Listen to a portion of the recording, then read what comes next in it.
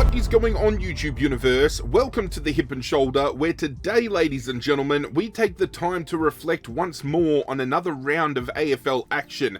With round 22 in the books, it is time for another edition of the round recap, and this round completely caught me by surprise in many ways, and I think it shocked a lot of other supporters as well. We had blowouts, upsets, and everything in between. We've got a big one to unpack, ladies and gentlemen, so sit back, relax, and let's dive on in. It all kicked off on Thursday night with Hawthorn taking on Collingwood at the MCG, a game that had huge ramifications for both teams. Hawthorn are one of those teams that can miss the top 8 if they don't, start building these wins up, and not only that, but still maintain a rather healthy percentage, where Collingwood, depending on the outcomes of all the other teams kind of around them, could mathematically miss the top 8, which was a huge statistic to really unravel and take in, because only 2 months ago, Collingwood was sitting 2.5 games clear on top of the ladder, and people just like myself were questioning when would they lose their next game. And then in the last month, they have lost, 2 out of their last 3? They've won 1 out of 5? Something ridiculous like that. It is so hard to get my head around the fact of how far off a cliff Collingwood have truly driven themselves off of. And we can point the finger at numerous things, whether it's the list management and how Craig McRae has been dealing with the ins and outs, not just the injuries, because you can't really make up for injuries, but the omissions and not playing certain players over other players. They were really back against the wall in this particular game, given the fact that they finally get Jeremy Howe back, who is one of their better defenders, and his positioning in that back half allows Darcy Moore to do other things, allows like an Isaac Quaynor to do other things, Josh Dacos to do other things, and he's missed the last month of football from injury, comes back, and within the first minute and a half, 2 minutes of the game, is knocked clean out, and will now miss the next game due to concussion protocols as well, so they're without him for the next 2 weeks. It's just a string of bad luck. Injuries like that you can't equate for, but the fact that that happens early, I feel it really set the tone in this game, and it allowed Hawthorn to have one of their most dominant performances of the season. And I don't just say that due to the scoreline that this game had, but the opposition that they did it to as well. You could see Hawthorn doing this to a North Melbourne, a Richmond, a St Kilda, a West Coast, but to do this against Collingwood, a team that only a month and a half, 2 months ago, a lot of people were penciling in as the premiership favourite. It's damning. It really is. But this game went south quick for Collingwood and went nothing but up for Hawthorn. 64-point winners in the end. And in this game, there was no point in time where it honestly looked like after quarter time Collingwood were in this game. At quarter time, it looked like we might have a good arm wrestle on our hands here. Hawthorn led 3-3-21 to 2-3-15.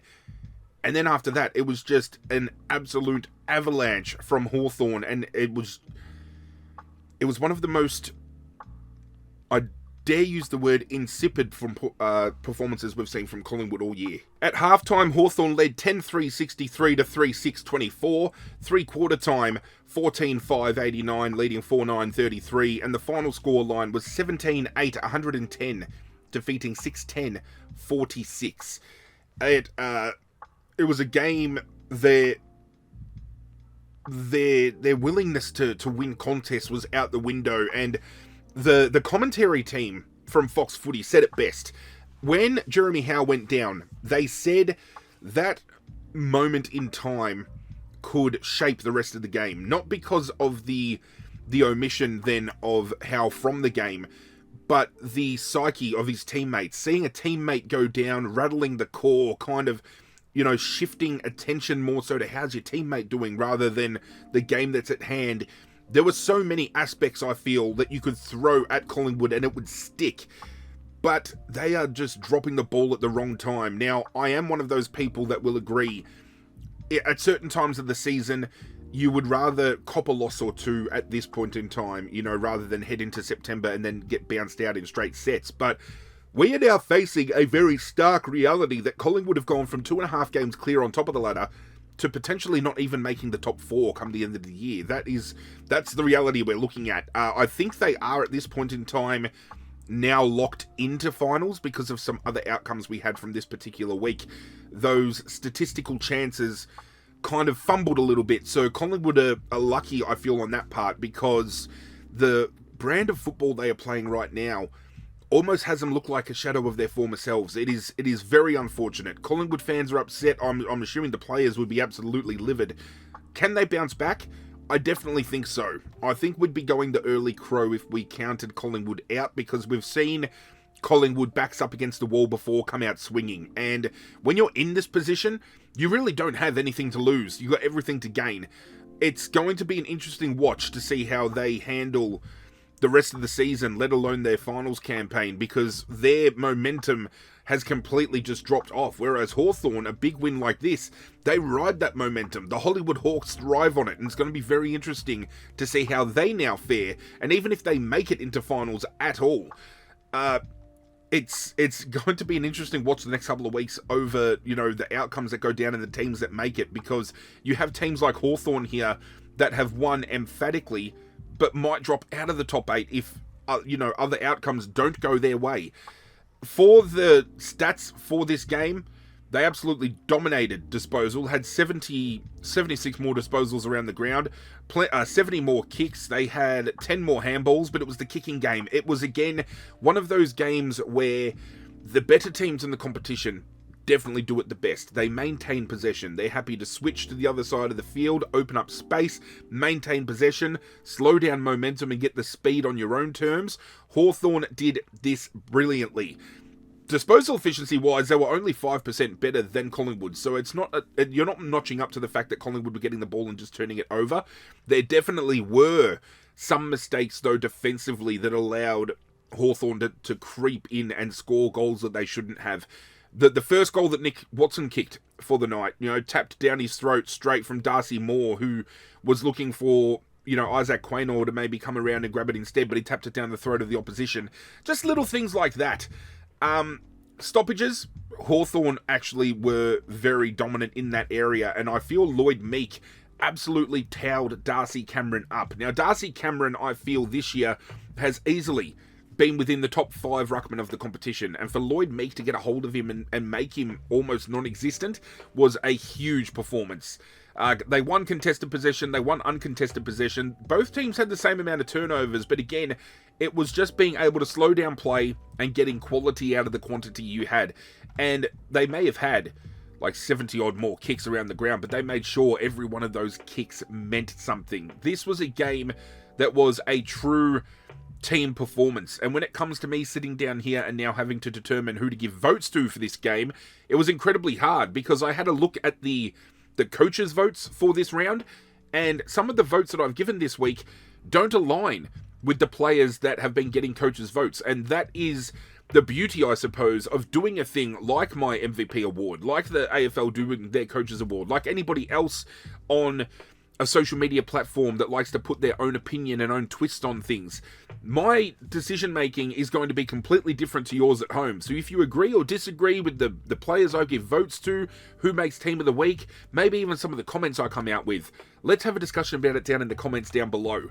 But for this game, it was hard, I feel, to look past these 3 men. These 3 men, I feel, were pivotal, and you could blanket them potentially. You could even swap and change them between the 1, 2, 3. But this is how I landed, just based upon how I felt they impacted the game individually. The 1 vote, Jarman Impey. He has been a revelation for them this year. Like, he's always been a good player. I have always rated him. I feel he is a very underrated player given the role he plays, but he was absolutely incredible in this game, and he has been sensational whenever Hawthorn have picked up a win. He's always been within calculations of being the better players in that, in that squad during that win. He picked himself up 25 disposals, 18 kicks and 7 handballs, 8 marks, 2 tackles, 2 clearances, 494 metres gained, and 7 score involvements. The 2 vote, we've already spoken about the man. I gave it to Lloyd Meek. He had 10 disposals, 7 kicks and 3 handballs, 7 marks, 4 tackles, 32 hitouts, 3 clearances, 133 metres gained, 3 goals, and 7 score involvements. He was the epitome of quality versus quantity. This man had 10 disposals, kicked 3 goals, had 7 score involvements. Almost everything he touched wound up in Hawthorn more or less scoring something. And the fact that he also defeated Darcy Cameron in the hit-out count just speaks volumes to how big of a game this man had. But best on ground for me is kind of weird. I didn't think he would honestly come back onto the field, and it was Jai Newcomb. He was the one that had the accidental head clash with Jeremy Howe. Jeremy Howe obviously subbed out of the game, stretched it off the field. Jai Newcomb underwent the head assessment, came back cleared, and I feel was best on ground, or thereabouts to being the best. He... Unfortunately this year, the thing with Hawthorn is he's been, in my eyes, a little bit too inconsistent in delivering. He'll have a huge game and he can back that up for a couple of weeks, but then there'll be a week or two where he drops off a little bit. And I feel that inconsistency is what's stopping him from taking the next level, going to the next gear as a player. But in this game, I thought he was very hard to stop.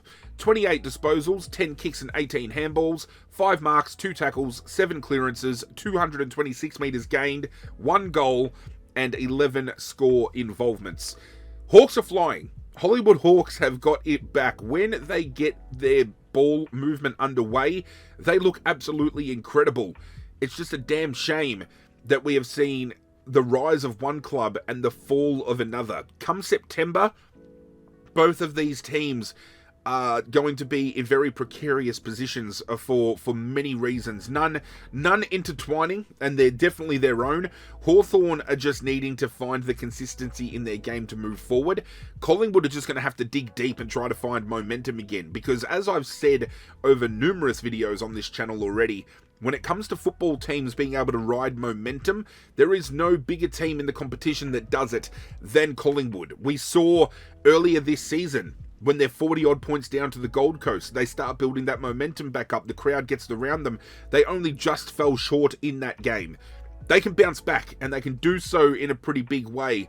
They just need to get their shit together over the next couple of weeks. Otherwise, come September, we could potentially see them knocked out in straight sets, and that's even if they make the top 4. Friday night was at GMHBA Stadium with Geelong hosting Essendon, and we are officially on Jeremy Cameron watch. Heading into this game, 75 goals had been kicked. He needed to amass 25 goals over the next 3 weeks, including last week, in order to break 100 goals in a regular home and away season. We haven't seen that done since Lance Franklin did it last, and I'm pretty sure that was the exact same game where Favola was going for the goal, total of 100, but was shut down by Alistair Clarkson late. So in the modern game, it is very rare that we see a player come this close to hitting that 100-goal milestone. At the start of the season, I did go on a limb and say I thought Jeremy Cameron would win the Coleman medal. I didn't think he would be in a position to kick 100. This game had Cameron written all over it, given the fact that we saw him kick 11 only the week prior against North Melbourne. It was very probable that he was going to absolutely rip Essendon's defence apart, especially an Essendon defence that is a little bit lackluster in talent due to injury, and we all know how bad Essendon have been hit with injury this season. But for him to come out and only kick 4 goals, 5, the inaccuracy I feel has cost him his 100 in the home and away run here. He can still do it during finals, and although it won't count towards his Coleman tally, it'll still count towards goals kicked in the season, because that finals is pretty much an extension on the year. I don't know whether there'll be legitimacy to that. I don't know whether people will claim that he's kicked 100 in a season because finals have been tacked on and there's less teams playing, whatever the case may be. But it's still going to be a spectacle whenever it happens. And I feel if he can set himself up within 90-ish goals kicked before that finals break, I reckon he can kick 10 during finals, especially if Geelong are going to be playing 2 finals and potentially a grand final. I think he does that quite easily here. The slip here with only kicking the 4-5 instead of kicking 7 or 8 like he really should have puts him on the back foot a bit, and it's now going to start presenting questions as to whether or not over the next 2 weeks Geelong's forward line are going to become more Cameron-centric in the way of trying to get the ball into his hands so he can hit that milestone. Now, they were interviewing players after this game, and they've made it pretty abundantly clear that even though they've recognised Jeremy Cameron is in this, pretty much at this point in time, once in a lifetime kind of situation. He is not actively being sought out as the only man to get the ball to, because they have a fully functioning forward line full of players that get the job done. I mean, Shannon Neal in this game went absolutely fucking bananas in the first quarter, taking away some avenues, I feel, for Cameron, but that just goes to show that even with Cameron in a position to get to this point in time, they are still a very team-based kind of aura and strategy and unit. They're all locked in to playing team-first football, and I think that's what's going to hold them in great stead on their path to the premiership, because I feel at this point in time, the Cats are one of those teams that it's very hard to not see grand final day without Geelong there, just given the way they are playing right now. It was Geelong to the tune of 44 points. I thought they would win this game by a hell of a lot more, and to that extent, I probably take my hat off to Essendon and congratulate them for keeping in touch like they did, because this could have been and should have been a hell of a blowout. I mean, as I just pointed out, Jeremy Cameron kicks 5 behinds. If we have a look at some of the other culprits, because they kicked 19 behinds for the game. So, Cameron kicks 5, Stengel only kicks 3 behinds, Brad Close kicks 3 behind, Myers kicks 2 behinds, Bailey Smith only kicks a behind for the game, Mitch Nevitt only kicks a behind for the game, Bose and Atkins both kick a behind for the game. So, it mounts up. It definitely mounts up. As I said, Shannon Neal coming out and kicking his 3 goals straight could have led to Jeremy Cameron kicking a couple early, because there were a couple of instances where he could have given the handball off, or he could have passed the ball on, but he was on fire early, and that's what I've just, alluded to. The fact that they're still so grounded into team-first football, I think, has them at the forefront of the teams that are pushing for the premiership this year. Having a look at the timeline,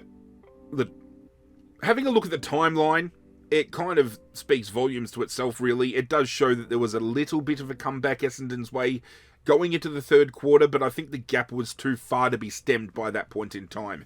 At quarter time, Geelong led 4-5-29 to 1-2-8. At halftime, it was 7-10-52, leading 2-3-15. Three-quarter time, 11-13-79, leading 7-5-47, and the final scoreline, 15-19, 109, defeating 10-5-65. Not really much else to talk about except for one instance in this game which divided the AFL fan base.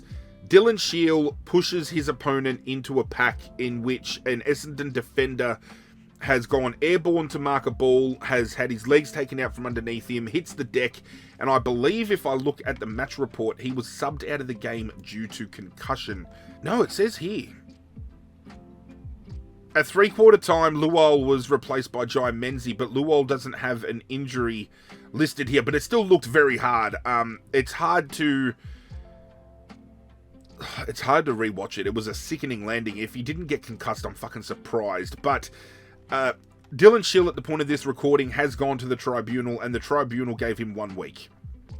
1 week. Now, this is what frustrates me beyond fucking belief, and some people might think I'm going on a tangent here. Some people are going to think that I'm having a sook, and if that's the case, I'm going to sook it the fuck up.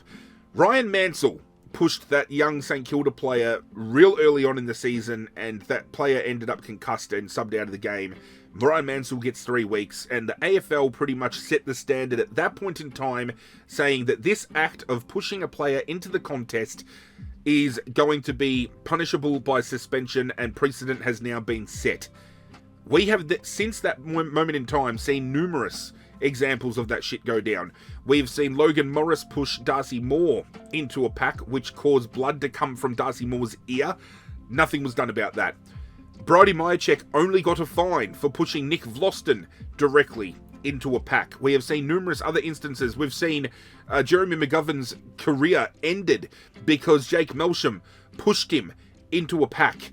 And just recently on the weekend, as we've pointed out, Dylan Shiel does it, only gets 1 week. It's a picking and choosing mentality of the MRO that really does my fucking head in. They've let all of these things slide. They throw out a fine here or there. Dylan Shiel does it. Yep, okay, that's a week. Why? Why is it a week? Because the player injured was his own, teammate. Looking into the rules of the game, it says that every player on the field has an onus to understand and respect the well-being and protect the well-being of every player on the field, whether it's an opponent or whether it's a teammate. And I feel if it was good enough for Ryan Mansell to cop 3, Dylan Shiel should have copped 3 as well. If you're going to do it based on outcome, then you give him 2 weeks for the action and you tack on due to the injury that was sustained. I'm going to stop myself there, but I think it's bullshit that there are rules for some, rules for others. Looking at the team stats before I get too worked up, the team stats breakdown here, actually disposal-wise, Essendon stayed in touch pretty close. It was only what, 18 disposals difference between the two, and yet we've got a 44-point differential. They had 3% better efficiency than Essendon. Inside forward 50, though, 69 to 38% inside was huge. Hitouts, Geelong dominated. Possession around the ground, it was only marginable between contested and uncontested possessions. Marking, again, only 16 the way of Geelong. Maybe it was, again, Geelong's ability to intercept the ball and just slow things down and get it back on their terms and pick spots out. When you look at team stats like this, it's hard to kind of look at these stats and then you look at the outcome and you think that the game was like a 40-plus point win, but Essendon were in it statistically. It's just very hard to wrap my head around. It's a very interesting watch, as I said, for Geelong moving forward, because these are wins that they should be packing away by even more. Like 44 points, that's a decent win, but I mean, given the scope of where these two teams are at, this 100% should have been a 10-plus goal win. This should have been a game where Cameron comes out and kicks 8 to 10 goals. It's just, I think, Geelong at this point in time of the season, just in cruise control. They're still getting things done, but they're not really willing to put their foot to the pedal, to the metal, because they're trying to save a bit in the tank for finals. And I feel if that is what they're doing right now, when they unleash, it is going to get ugly for whoever they're playing against. For the votes this week, pretty straightforward, I feel. Jeremy Cameron probably stiff to not get votes in this game. I just feel his influence was very sporadic. He'd pop up and kick a couple of goals, but outside of that, he wasn't doing his usual Jeremy Cameron things. These 3 men, however, definitely feel they delivered on the night. 1 vote goes to Brian Myers, who I think could be a sneaky chance for an All-Australian Blazer this year off of the half-forward flank, just purely based on his goal assists, his score involvements, and the way he just finds and brings teammates into the game. And moving the ball inside 50 this year, he's second to none. There's nobody that's been doing it as good as he has. He had 22 disposals, 16 kicks and 6 handballs, 6 marks, 3 tackles, 4 clearances, 451 metres gained, 1 goal, and 11 score involvements. The 2 vote I gave to Sean Manor. He had 20 disposals, 12 kicks and 8 handballs, 4 marks, 5 tackles, 2 clearances, 378 metres gained, 3 goals, and 10 score involvements. When I saw him a few years ago in the VFL Grand Final, I said to myself at that point in time, whichever team picked this kid up, or this guy up, I won't say kid because he's a mid-age recruit, he's in his mid-20s, they would be picking up an absolute gem. And while he wouldn't be able to give you, 12, 13, 14 years, he's going to give you quality for every dollar you pay him. And he has been one of those players for Geelong. It's just insane to think Geelong keep finding ways to bring in incredible talent, especially, from external sources like the VFL. It's incredible. Best on ground for me was Bailey Smith. 31 disposals, 25 kicks and 6 handballs, 6 marks, 4 tackles, 9 clearances, 738 metres gained, and 8 score involvements. Say what you say about the kid, he is definitely going to finish this year in the top, maybe not top 5, definitely a top 10 Brownlow finish. He might push the top 5, but his first year down at the Cattery has been absolutely huge. The first game on Saturday afternoon saw Richmond going head-to-head with St Kilda at the MCG. One of 2 games for the remainder of the season that I feel was incredibly winnable, and unfortunately we were not good enough to get the job done. This just adds to the amount of games this year that we have lost to under a goal. We lost to GWS by under a goal. We lost to North Melbourne earlier this year by under a goal, and now we've lost to St Kilda. These games were incredibly winnable. Tack on the 20-plus point loss that we had to Melbourne, where in some parts of that game we were actually in control.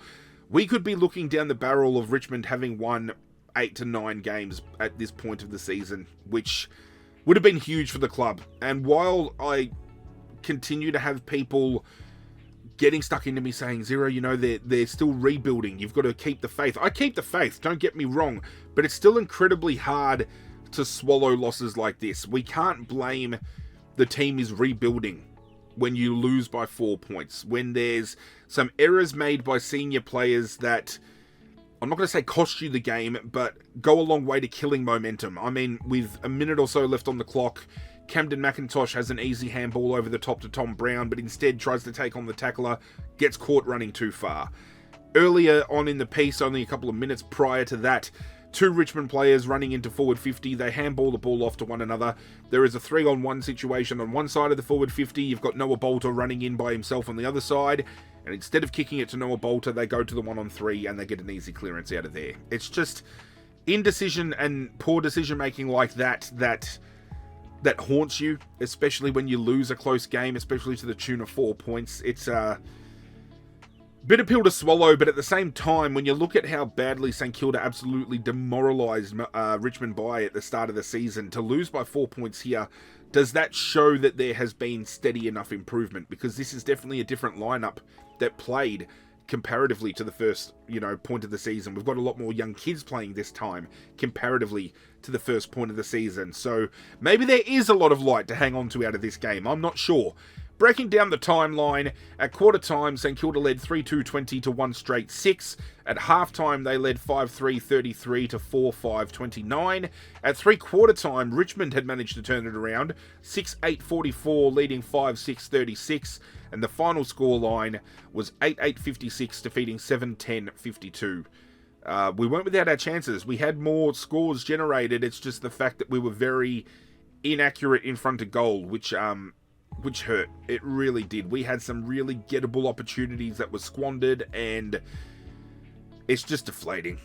It's just really deflating. I'm not entirely sure if there were any injuries out of this game. I know Richmond over the last couple of weeks have copped a few. There were no injuries at all, so that's interesting. An interesting stat as well. Richmond had Steely Green as our sub, and we did not activate him. So there are some conspiracy tinfoil hat-wearing people out there that are suggesting maybe Richmond might have packed it in by not using the sub to ensure they finish in the bottom 3 to secure picks 2 and 3, because had we had won this game, we would have been a chance to maybe go up the ladder a little bit, which means our final positioning come the draft might have been a little bit different. I don't know whether we dive into that as much as we did, but statistically, it's easy. Like, St Kilda had 62 more possessions. They had 50-odd more kicks. They had more handballs. They were more efficient with ball in hand. We were actually more efficient inside 50, which is quite surprising. We won the hitouts convincingly. We won the clearances. We won the stoppage clearances. We won contested possession, but we got absolutely destroyed in uncontested possession. They had 50 more marks. They took 151 marks collectively for the game. Now, before I get into talking about the votes for this game, I just want to point out the marking stats here, because there are a couple of players I voted for that have some monster marks. Cal Wilkie took 16. Jack Sinclair took 11. Hunter Clark took 11. Sharman took 11. Mason Wood took 12 rather, not kicked 12. He marked 12. This is a different reflection when you have a look at the intercept possession count compared to marking. Like, out of the 16 marks Callum Wilkie has had here with his 29 possessions, 9 of those were intercept possessions. 20 of those were based on a very slow brand of football. I called it out on social media, and it's only St Kilda fans that are disagreeing with me, trying to say that Richmond put the clamps down and Richmond played a slow brand. But we saw a very typical Ross Lyon brand of football played in this game. We saw the flooding of defence, kicking backwards, chip kicking around defence, really stagnant football that a lot of people have called boring. And this is the type of football that I suggest Ross Lyon breaks away from, because if this is the same type of footy we see them play next year, the year after, they're going absolutely nowhere. I mean, what more can Richmond do then have to flood defensively when all St Kilda are doing is chipping around their back line and looking for an avenue. All Richmond can do is try to plug the holes down deep to make sure that they don't have an odd number, out, so then they get the ball quite easily forward half of the ground. It was frustrating to watch. It was a very boring game of football, which I absolutely hate.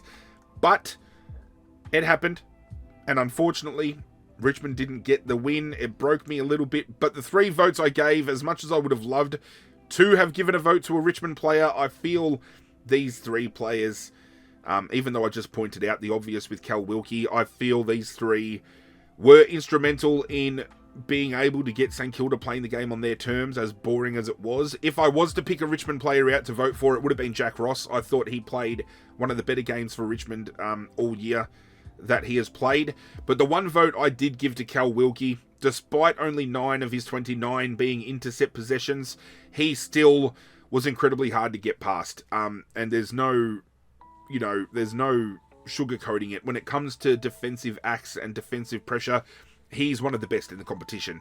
29 disposals, 25 kicks and 4 handballs, 16 marks, 2 tackles, 455 metres gained, and 5 score involvements.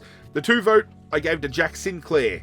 30 disposals, 23 kicks and 7 handballs, 11 marks, 6 tackles, 2 clearances, 541 metres gained, 1 goal, and 5 score involvements. And best on ground, I did give it to Nasiah Wanganeen-Malira. Now, over recent weeks, I have commented on his disposal efficiency and finding it hard to justify him being a top 5 player in the competition when he's racking up the numbers, but he's not using it well.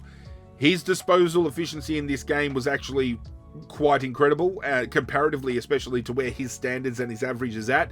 And these are the type of games that holds him in better stead. When he has 75, 80, 85% disposal efficiency, St Kilda are going to be infinitely better for it. It's just, unfortunately, it doesn't happen often enough in his game, but he's still incredibly young, and we've got to keep that in mind.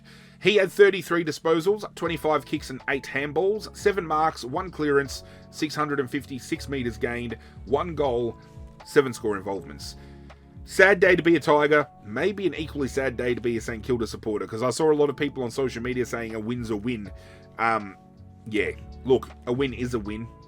Boring football, I don't know. I don't know whether you'd take that. I've also had some St Kilda supporters agree with me about my comments on St Kilda. So if you are a St Kilda fan and you're watching this video, feel free to let me know your thoughts down below. Later on that afternoon, we saw a little bit of comeuppance from last year's grand final. Sydney got absolutely belted in that game, absolutely exposed, and they have fallen off a cliff and then some this season. They've been pretty much the epitome of Homer Simpson or Peter Griffin falling down a fucking cliffside and smacking their faces all the way down, and then they think it's stopped, and they stop for a breather, and then they continue to fall. That's pretty much exactly what Sydney's season has been this year.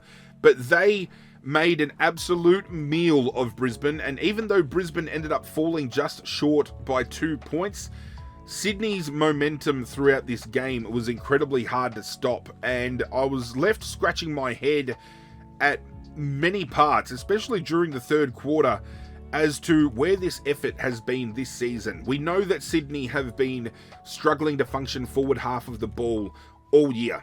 They've finally got all their defenders in check, their midfield's back, but their forward line is still so haphazard. So to see this game on Sydney's terms for lack, well, actually, pretty much on Sydney's terms, minus 2 points in time. There was a time during the second quarter where Brisbane managed to skip ahead, but then Sydney put the foot down and ran away with it. And then obviously the late charge in the game. But aside from that, this was all Sydney. And it's got me really questioning what's happened with Brisbane at the Gabba this year, because Brisbane at the Gabba was almost an unbeatable fortress. Going to the Gabba was incredibly scary because you knew you were coming up against a Brisbane outfit that was going to absolutely destroy you. And yet this year, I think this is the 4th or 5th loss they've had at home. It's hard to fathom the shift in dynamic that has gone on with Brisbane, especially during a premiership defence. It's at least now bringing up questions as to whether or not, you know, if they get a home final, are they gonna win it? If they get an away final, do they have a better chance? it's a question that's going to be asked, but again, Sydney were just way too good in this game. At quarter time, they led 5-3-33 to 3-3-21. At half time, they led 8-7-55 to 7-4-46. Three-quarter time saw them take a 20-point lead with 12-9-81 leading 9-7-61, and the final score line 13-14-92 defeated 13-12-90. In that last quarter alone, In that last quarter alone, Sydney kicked 1 goal 5. Brisbane went on to kick 4 goals 5 of their own. So it could have been something completely different. And Brisbane came as hard as they could, but unfortunately it was not hard enough. Breaking down the team stats here, it was incredibly close. Sydney only just winning the disposal count. Efficiency, they were a little bit better. Inside 50, they were 10% better. Hit-outs, they won, but only marginally, and that was a very interesting watch as well, because Oscar McInerney went down with an injury, and then Brodie Grundy has ended with an injury as well, which will see him miss this coming week, because he did enter concussion protocols at the end of the game. I honestly thought he went off with a shoulder-based injury, but he copped a knock to the head, which was something that I didn't really take much notice of. Brisbane had 30 more marks. They tried to do their usual stop, slow down, maintain the speed and control, but unfortunately it just was not good enough. Looking at the culprits to who could have stood up, I believe Logan Morris had a couple of opportunities late, but hard to put the onus on somebody as young as him that has still been playing incredibly well.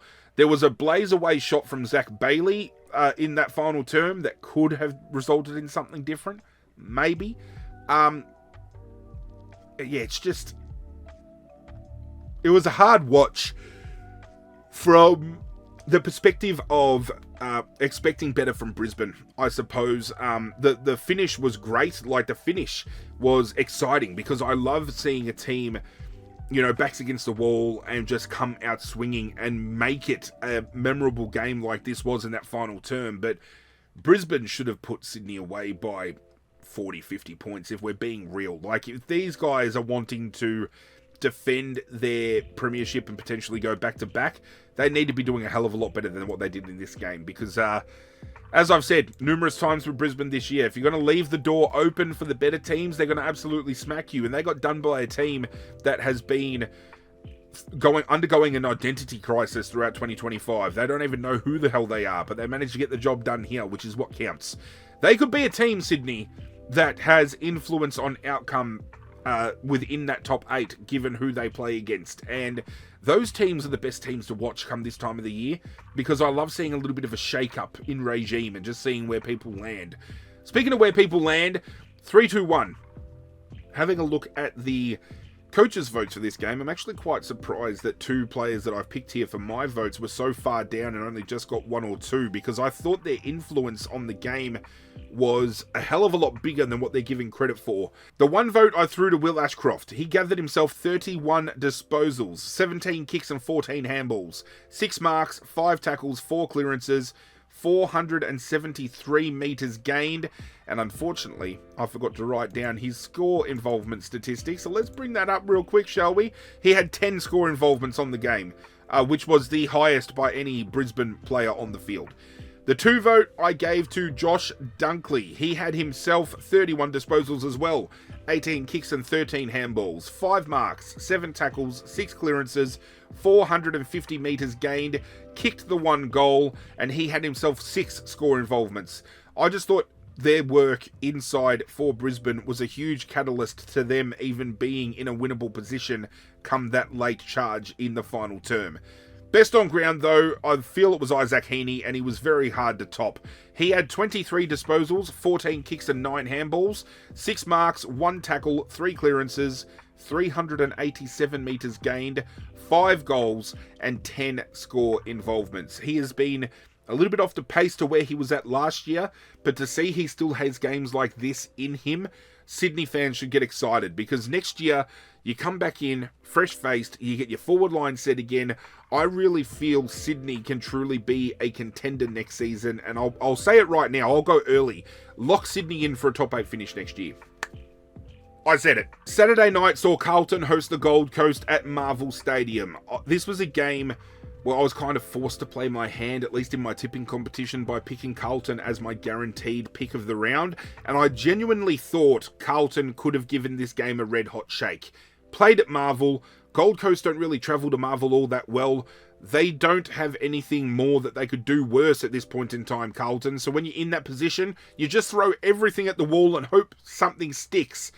And they lost by 19 points, which actually, to where these two teams are at on the ladder, this should have been, again, 40, 50 plus points the way of Gold Coast. And I say that quite flippantly, I suppose, and some people may disagree, but this is a team playing finals versus a team that has been well off the mark. It's not fucking funny.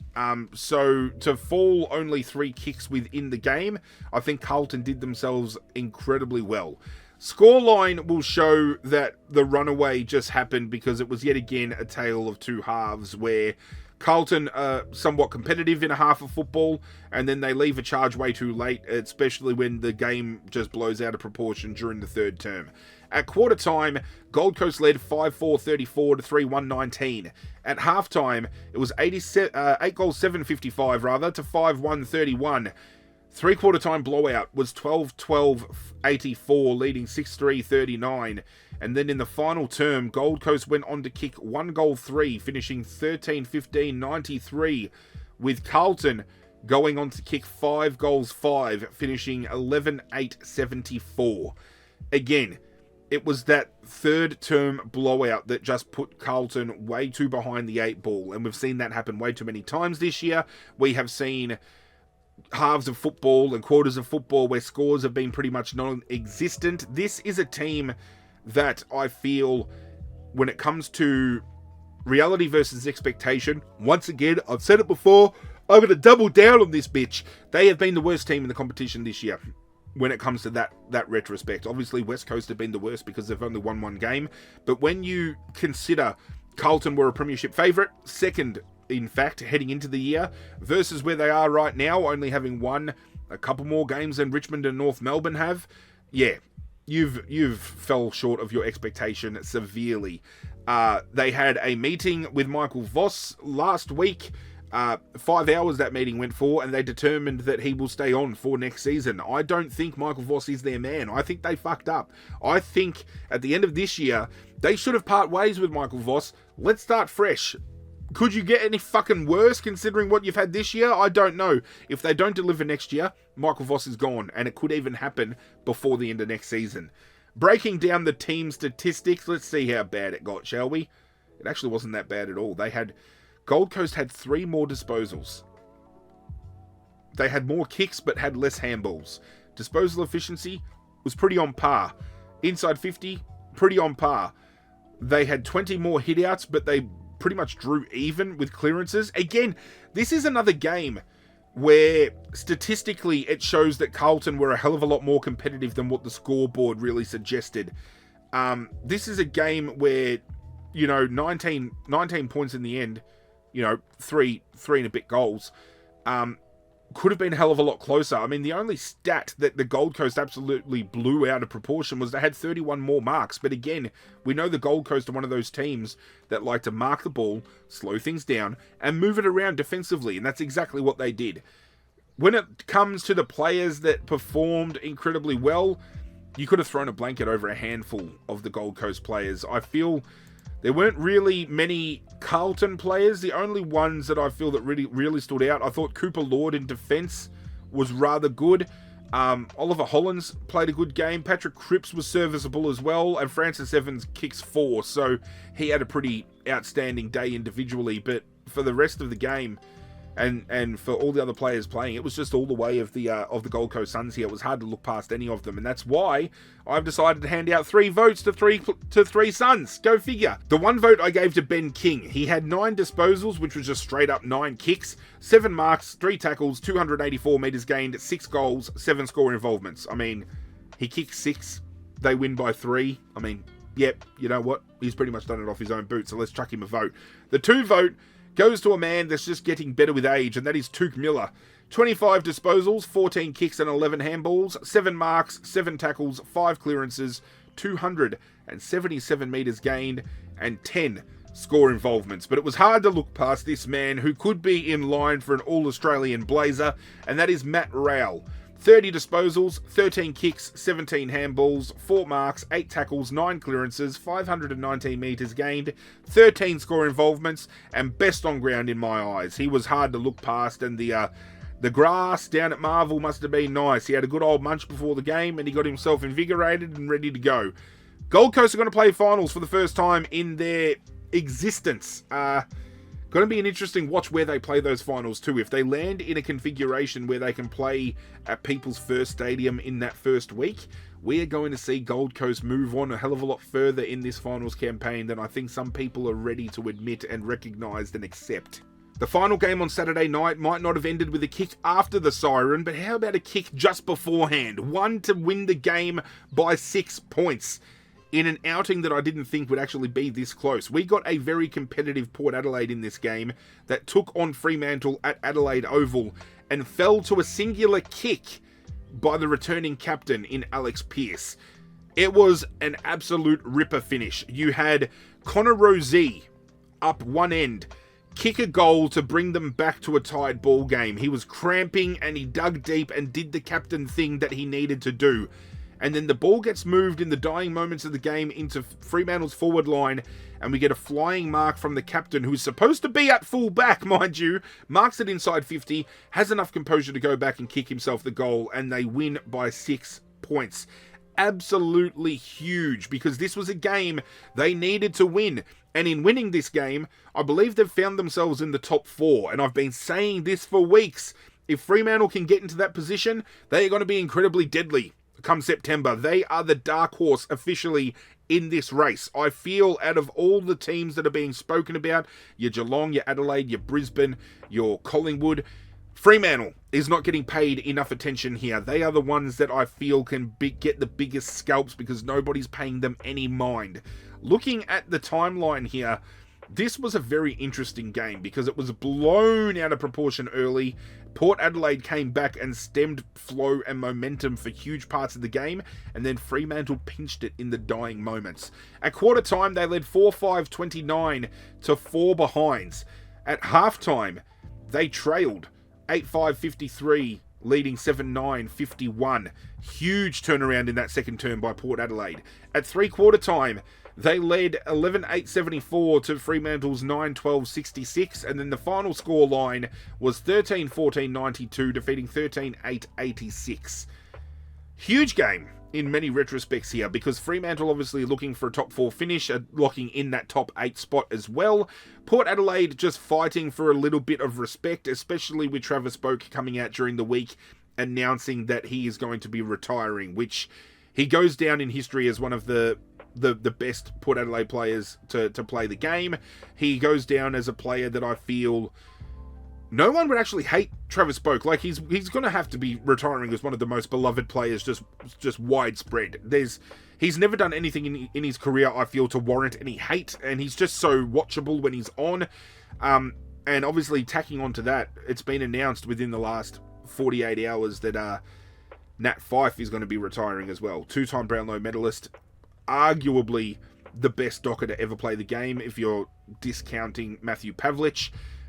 Some people might think Peter Bell and everything else, but I feel definitely Nat Fyfe. I mean, you don't win 2 Brownlows and get the accolades he did and not get the nod as the best docker of all time. It's definitely an era that we're seeing come to a close here. We've seen Dustin Martin last year retire, Nat Fyfe this year, Patrick Dangerfield's coming to the end of his career, so we're seeing the immortals of the modern game slowly start disappearing, which as a lover of the game, it's incredibly disheartening. And I know how it feels to see somebody of that mantle leave. I mean, I had to grin and bear seeing Dustin Martin leave. I shed many tears over that, so I can empathise with the Fremantle fans that are going to be in the exact same boat this week. And I feel that news could be the catalyst that pushes Fremantle to potentially push for a flag this year. If they're going to do it, they do it this year. And they do it with Nat Fyfe still on the team. Maybe he plays finals, maybe he doesn't. Can they get to the grand final? Who knows? It's going to be interesting to see how they ride that news all the way through. As you'd expect, this game coming down to a kick, statistically, it was even matched all across the board, apart from the fact that Port Adelaide absolutely trumped them in the free kick count, 29-12. Absolutely lopsided, more than double the free kick count, and still it fell to a kick pretty much just before the siren went.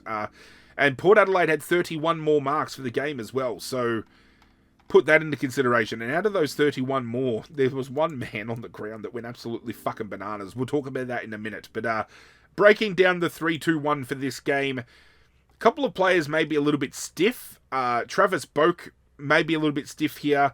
I think Kane Farrell had a good enough game. He could have gotten some votes. Maybe Connor Rozee had a decent enough game. Maybe Luke Jackson for Fremantle as well. Shea Bolton had a great game, especially with the way he was able to get involved with the score involvements. But these are the three I landed on. The one vote I gave to Aaliyah.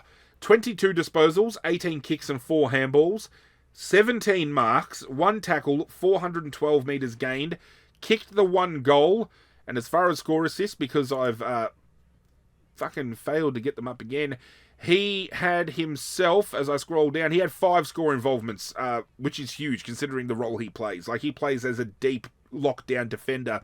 17 marks in the game. A lot of people suggesting he was best on ground. You could shuffle, I feel, the 3 that I've given votes to around in any order, but I think the 2 that I've given the 2 and 3 to speak for themselves. The 2 vote I did give to Caleb Sarong, who I thought was Fremantle's best. 28 disposals, 15 kicks, 13 handballs, 2 marks, 2 tackles, 7 clearances, 617 metres gained, 1 goal, and he had himself 5 score involvements on the game.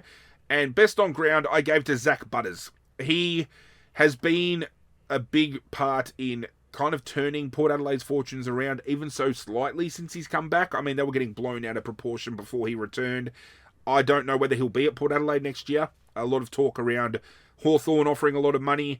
I personally, as a Richmond man, if he's floating around the idea of maybe getting traded, I'd happily give up my first 2 rounders to get Zach Butters at your club. He's still in his mid-20s. He's got a lot of pace, great ball use. He fits the mould perfectly. It's just whether or not he'd like to commit to a rebuild. But he had 29 disposals, 20 kicks, 9 handballs, 8 marks, 4 tackles, 5 clearances, 660 metres gained, and 8 score involvements. Don't know whether Port Adelaide will push for finals next year like I'm suggesting Sydney will, because I think what's going to be more detrimental for Port Adelaide next year is having Josh Carr fresh at the helm with little to no kind of indication as to how he's going to fare. And this is why I feel this season should have been announcing at the start of the year. Ken Hinkley will be wrapping up at the end of the season. This year we're going to have him in a role where he's not going to be senior coach, but he's going to take up more of a mentoring role and allow Josh Carr to take hold of the wheel and have a crack. If he doesn't get that opportunity over the next 2 weeks, Port Adelaide are absolutely fumbling. But Fremantle, currently in the top 4, I believe, and again, as I said, dark horses for the finals. Keep a close eye on them. The first of 3 of Sunday went down at Manuka Oval with GWS hosting North Melbourne, and I say this as respectfully as I can. The outcome was guaranteed. It was GWS the way of 54 points. It could have been a hell of a lot bigger, and it's just another win that keeps the pulse of GWS alive. It keeps the belief that this list can do some damage within this top 8 configuration. I feel with the way the ladder is currently situated, with the teams that are sitting outside of the top 4, GWS probably the team that can do the most damage here, because I feel they get discounted quite a bit because they've been a little bit too inconsistent this year. But I think they're one of those teams that come the pointy end of the season, come finals, they have an ability, I feel, to just flip the switch and turn the game on its fucking head. They're going to be one of those teams, yet again, to watch very closely. I feel this year, within the top 8, I feel we've had the most teams that you could say, I can see them winning the premiership more than any other year that we've had, especially in recent years, at least since COVID. they looked incredible in this game. It was just ball on their terms, getting the job done. We need a little bit of percent. Yeah, okay, we can get that done. We're going to get teammates involved. We're going to have fun while doing it. Yeah, okay. The Orange Tsunami going to roll through? Fucking oath it's going to roll through. The timeline will show you how badly it rolled through here. At quarter time, they led 5 straight 30 to 2-3 15. At halftime, 10-6 66 led 4-4 28. 3-quarter time, 16-10 106 led 9-6 60, and the final scoreline was 20-13 133, defeating 12-7 79.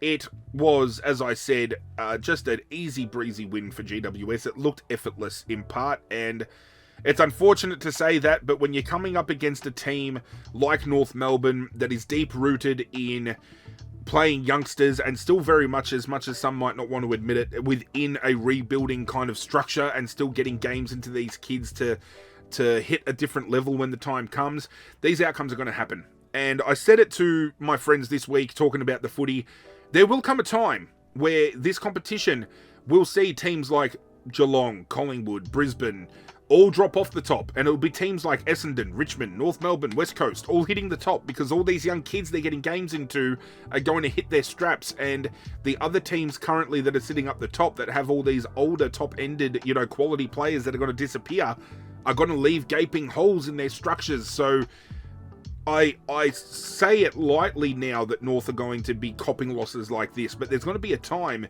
where the script is going to flip. For GWS, however, as I said, just get the job done. Get out there, one thing on mind, we're playing finals, boys, let's fight for it. They had 60-odd more disposals for the game. They were only 0.4% more efficient with disposals. So North Melbourne very clean in hand. They cleared them by 13% inside 50, though.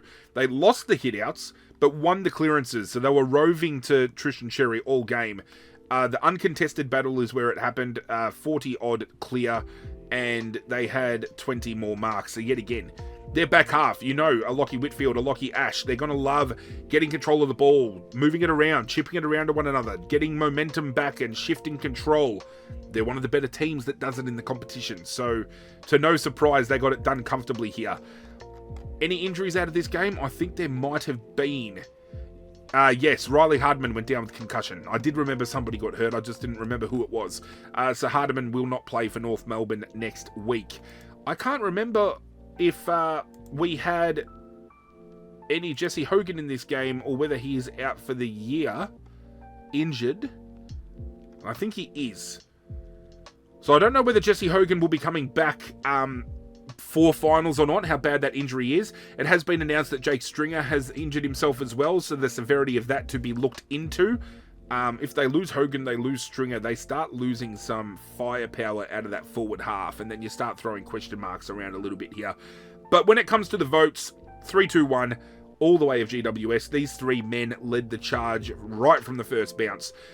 One vote I gave to Tom Green. 25 disposals, 12 kicks and 13 handballs, 4 marks, 4 tackles, 10 clearances, 439 metres gained, 1 goal, 14 score involvements.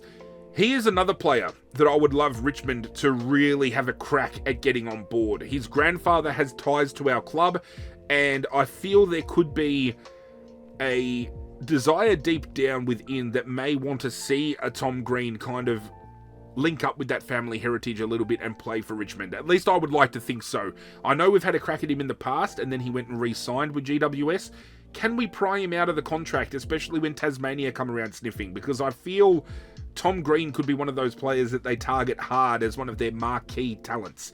The 2 vote I gave to Finn Callaghan.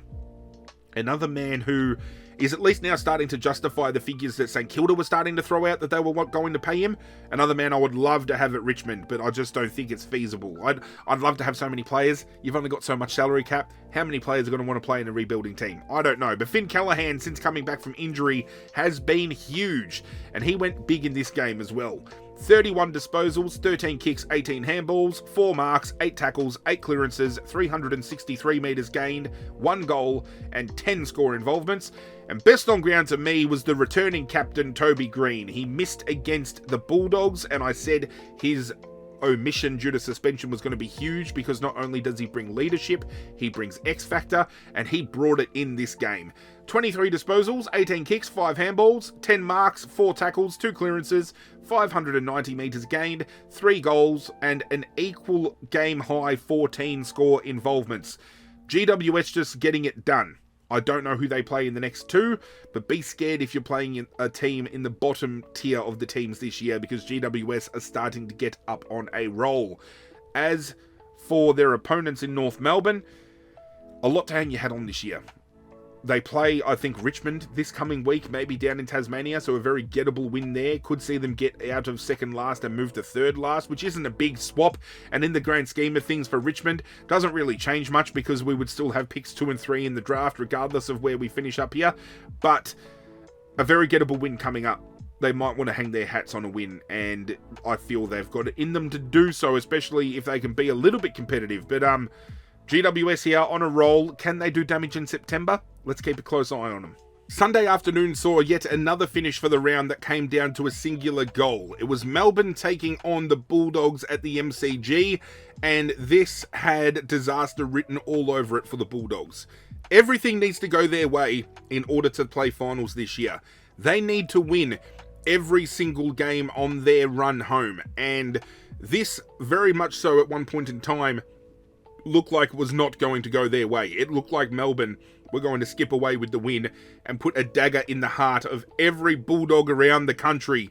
But the Dogs found a way late, and it was through I can't even say it, fucking my English, I became so lackluster with the English dictionary right then that I couldn't fucking think of a word. It come down to Sam Darcy taking a Nick Riewoldt-esque mark, a Jonathan Brown-esque mark, which was probably held as long as Gary Ablett Sr. held his mark that was paid a mark historically. Yeah, they paid it, they were able to run the clock down, and it was the Bulldogs winning by a singular goal in a game that was an arm wrestle for momentum from start to finish. At quarter time, they led Melbourne 3-6-24 to 3-4-22. At halftime, they led Melbourne 5-10-40 to 4-6-30. At three-quarter time, they trailed Melbourne 11-9-75 to 9-11-65. And the final scoreline saw them winning 15-15, 105 to 15-9, 99. This was an incredible watch.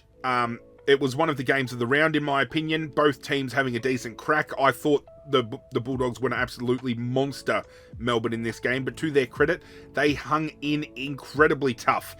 And it was another game where Aaron Norton comes out and kicks like 4 or 5 goals. And over the last 2 months, outside of all the talk around Jeremy Cameron, Aaron Norton has probably been the best key forward in the competition. And I didn't think we'd ever see the day where we would say that comfortably.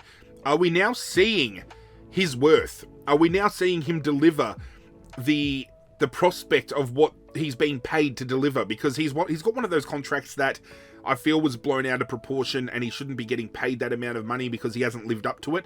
But if he consistently plays like this, worth every cent. He's been incredible. Breaking down the team stats for this game, obviously another kick in it. Very tight contest. Disposal efficiencies were equal. Inside 50 efficiency was equal. Disposal count equal. Stoppages, they were monstered in hitouts, but they dominated the clearance, the Bulldogs. So again, Max Gawn getting plenty of the hitouts, but Bulldogs just finding a way to scalp his kicks. The marks, again, the Bulldogs just slowing things down, keeping things on their terms. They had 19 more for the game, or 18 more for the game, rather. Maybe even 22 more. I've got to learn to count. Everything that mattered fell the way of the Bulldogs, and it was just being able to slow things down, keep calm, not rush things, and once they got the game back on their terms and they hit that lead, they were able to really make sure that Melbourne were clamped down, and any opportunity they had to score, minus that goal that brought them within that kick, was right down to the line. I mean, that goal that was kicked by Daniel Turner took a tap on pretty much to the goal square in order for that goal to be kicked. So they were very methodical, the Bulldogs, in their defensive lineup and structures and how to get things done. Having a look at the match report, pretty sure there was an injury in this game. That's why I'm looking it up. Yeah, Windsor did a hamstring for Melbourne, and Vandermeer out with concussion. So The Bulldogs probably in the market to look through their stocks and see if they have a small forward to bring in. And for Melbourne, as sad as it is to see the hamstring done for Windsor, who's been a great young talent, doesn't really put a stint in their season whatsoever. He'll hit the track during the preseason. He'll bounce back next year bigger and better.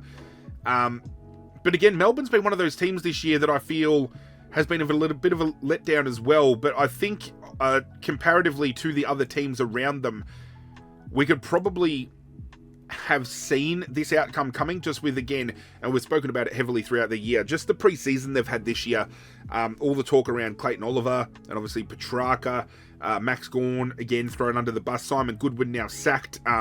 I still firmly stand by the fact that Simon Goodwin getting sacked is a forward progression for the club. I mean, have a look at how well they played here, and Simon Goodwin was nowhere near it. So I definitely feel some of the inner turmoil that was going down, and I definitely think there was some inner bullshit going down that was causing the Demons to have a bit of fracturing, will start to dissipate and get better with time now that Goodwin's gone and not in the piece anymore. But the Bulldogs are well on track to keeping their finals hopes alive, and if they make the top 8, are they good enough to make it deep, is the question at hand. Having a look at the 3-2-1 for this game though, 3 votes, or 3 vote getters rather, all the way to the Bulldogs. I could have given Max Gawn a vote, he's probably stiffed here, but I gave 1 vote to Tom Liberatore, who many haven't really spoken about in this game. I don't think he got a vote in the players and coaches votes, and if he did, it was only 1 or 2, and I thought he was very instrumental in this game. 24 disposals, 12 kicks and 12 handballs, 6 marks, 12 tackles, 4 clearances, 207 metres gained, and 5 score involvements. I gave the 2 to Marcus Bontempelli, 33 disposals, 17 kicks and 16 handballs, 5 marks, 5 tackles, 7 clearances, 685 metres gained, and 9 score involvements. Best on ground, however, and looking to probably get his first All-Australian blazer, was Ed Richards, and he was best on by a margin. 31 disposals, 17 kicks and 14 handballs, 4 marks, 2 tackles, 14 clearances, 424 metres gained, 2 goals, and 15 score involvements. When you're running at 50% of your touches resulting in your team scoring, you are running at an elite capacity, and Ed Richards this year has gone to a level that I didn't think I'd ever see Ed Richards go to. He has been absolutely sensational. The final game of the round was at Optus Stadium with the Eagles hosting the Crows, and this should have been a bloodbath. This should have been Adelaide by 10 goals, let's be real here. But at moments during this game, West Coast hit the front, and it was starting to put doubt into some people's heads about how good Adelaide are. And it was starting to really bring around conversations about where West Coast are truly at. I mean, West Coast come out and play a game here where they lose by 9 points to the top of the table team, and we're still having conversations about whether or not West Coast should be getting draft packages and shit like that in the draft and assistance from the AFL. I still reckon there should not be any packages helping clubs out. I stand by the fact that North Melbourne shouldn't have gotten any packages, and I definitely don't feel West Coast should be getting any. West Coast have won a premiership within the last 8 years of football, and I feel they've gotten themselves into this position simply due to poor list management. It's nothing else better than that. They had a very young team out in this game. They had a lot of their better players out, either injured, retired, or otherwise, and they took it to a team right now that looks like the best probable team that are going to win the Premiership Cup in 2025. You tell me. I mean, it's obviously few and far between that these performances are happening, but they've got this performance in them. If they were so out of touch and out of the realm of, not being able to do things on their own and needing assistance from the AFL, there is no way known they get this close to the top of the table leader. It is, I don't get it. I don't understand it. But we'll break down the timeline. Let's have a look-see here. At quarter time, it was Adelaide leading 5-2-32 to 3-1-19. At half-time, West Coast had hit the front, 6-4-40, leading 5-4-34. At three-quarter time, West Coast still in the lead, 10-4-64 to 9-6-60. At points during this particular quarter, it looked like West Coast were about to skip away with a very big win because they got out to a lead that I thought Adelaide weren't going to come back from. In the end, it was Adelaide 13-9-87, defeating West Coast 12-6-78. Tip of the hat to West Coast. I mean, a game like this where they're predicted to lose by 60, 70 points, I had a West Coast supporting friend of mine say that they were going to lose by 100 plus, and they just managed to keep in touch here. I mean, Adelaide had a lot more disposal, 41 in fact. Their efficiency was better. They absolutely dominated the hit-outs, 63 to 28. The clearances, they dominated. Uncontested possession, dominated. They had 10 more marks for the game. They laid less tackles, but I mean, when you've got the ball more than your opposition, you're going to lay less tackles. So everything pointed to an absolutely huge Adelaide win here, but West Coast holding tough and getting it done. 2 reports came out of this game, both of which players have been suspended. I'm not sure whether they're contesting those charges or not, but we had Rory Laird hit with a suspension, as well as Liam Duggan. I believe Liam Duggan copped 2 weeks, which will see him miss the rest of the year. And Laird, I'm not too sure about how many he copped, but he could potentially miss the next 1 to 2 weeks as well, which will be interesting. It'll keep him fresh face for finals, and I think maybe Adelaide will take that as a win, but a huge out for them, because Rory Laird moving back to defence has been a bit of a revelation for them. His use off of halfback has been very, very clean. For this game in particular, looking at the 3-2-1, you could have given votes many ways here. I feel I'm stiffing Tim Kelly a lot by not giving him a vote. But I just feel these 3 here very influential in Adelaide getting back on track with the game and getting it back on their terms. I mean, giving the 1 vote to Riley O'Brien, they dominated the hit-out work, and you've got to give a nod to this bloke. 17 disposals, 5 kicks and 12 handballs, 4 marks, 1 tackle, 51 hit-outs, 2 clearances, 133 metres gained and 3 score involvements. Pretty much did the hit-out work all on his own, and absolutely destroyed West Coast ruck line. The 2 vote I gave to Isaac Rankin. He had 23 disposals, 19 kicks and 4 handballs, 5 marks, 4 tackles, 6 clearances, 539 metres gained, 1 goal and the 6 score involvements. And best on ground, I think he'll get the 3 Brownlow votes as well, was Jordan Dawson. 26 disposals, 18 kicks and 8 handballs, 6 marks, 14 tackles, 5 clearances, 638 metres gained, 1 goal, 5 score involvements. Could very well be leading the Brownlow count at this point in time. Didn't think I'd see the day where Jordan Dawson won a Brownlow. We knew he was capable of big things, but I never truly thought he would be a Brownlow winner or in that Brownlow conversation, and he has had a hell of a year this year. He would have to be, at this point in time, battling it out with Noah Anderson for the All-Australian captain. I feel that's how good of a year he's had.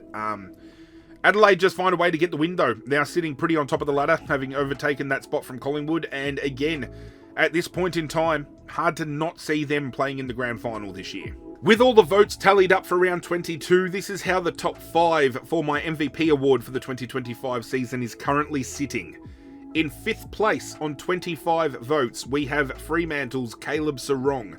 In 4th place on 28 votes, we have Geelong's Bailey Smith. In 3rd place on 29 votes, we have the Gold Coast's Noah Anderson. In 2nd place on 30 votes, we have Collingwood's Nick Dacos. And in 1st place, taking the lead on 32 votes, we have Adelaide's Jordan Dawson. And now that we've looked at it from an individual perspective, we can now turn attention back to a team-based perspective by analysing how our ladder sits after 22 rounds of football. And as you'll be able to see, there is still a lot of movement to be made with the bottom half of that top 8. It is going to be a close finish, it's going to be a hot race, and I am invested. In 1st place on 64 points, we have Adelaide. In 2nd place on 60 points, we have Geelong, tied with Collingwood in 3rd place and Fremantle in 4th place, both on 60 points respectively as well. In 5th place, only half a game behind, is Brisbane on 58 points. In 6th place, we have the Gold Coast Suns. In 7th place, we have Hawthorn. And in 8th place, we have GWS, all on 56 points, a win out of 2nd place. We then have the Bulldogs in 9th on 52 points, only a win out of the top 8. This is where wins are critical, and as you can see on the screen with this ladder makeup, we have the Bulldogs taking on West Coast this week, with teams like GWS, teams like Brisbane, teams like Collingwood, all taking on teams within the top 8. So we are going to see some movement this coming weekend. In 10th place, we have Sydney on 44 points. In 11th place, we have St Kilda. In 12th place, we have Port Adelaide, both on 32 points respectively. In 13th place, we have Melbourne. In 14th place, we have Carlton, both on 28 points. In 15th, we have Essendon on 24 points. In 16th, we have Richmond with 20 points. In 17th, we have North Melbourne on 18 points. And in last place, on 4 points, we have West Coast.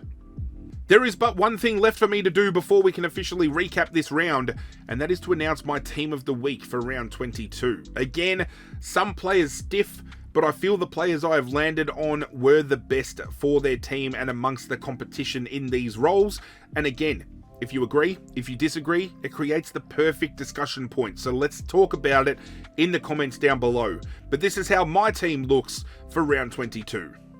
Down back, I have Jack Sinclair and Callum Wilkie in the back pockets, and Harris Andrews at full back, with Nasiah Wanganeen-Malira and John Noble on the halfback flanks, and Alia at centre half back. Across the centre, I have Bailey Smith and Ed Richards on the wings, and Jordan Dawson in the centre as this week's captain. Up forward, I have Isaac Heaney and Brian Myers on the half-forward flanks and Ben King at centre-half forward, with Sean Manor and Toby Green in the forward pockets and Aaron Norton at full forward. In the ruck, we have Max Gawn, Finn Callaghan in ruck rover and Matt Rowell in rover. My interchange consists of Tom Green, Josh Dunkley, Zach Butters and Touk Miller. Jack Ross is this week's sub, and after the emphatic win against Collingwood, it was hard to look past Sam Mitchell for this week's Coach of the Week.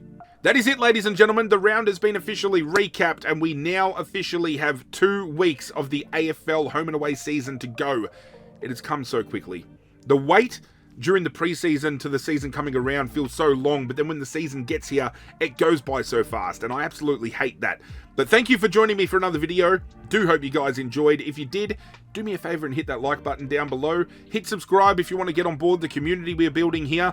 We've had many of discussion points throughout the video, so feel free to have a chat with me down in the comments below, as well as suggesting any content you would like to see me make. They've just released the nominated players for the best 22 under 22, so I will be doing a video building my best 22 under 22, so keep your eyes out for that. All Australian will be announced soon as well, so we'll get that rolling, and then we'll do a Brownlow predictor and all that kind of stuff. Got some big plans in the works for pre-season going into next year. Bigger things, better things. Hope you guys are invested and ready for it. But that's it from me, guys. I'm out of here, and as always, I will catch you guys next time.